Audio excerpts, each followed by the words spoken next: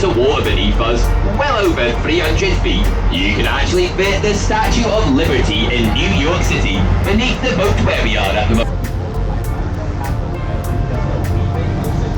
If anyone's got any questions at all, now's your perfect time to come and ask.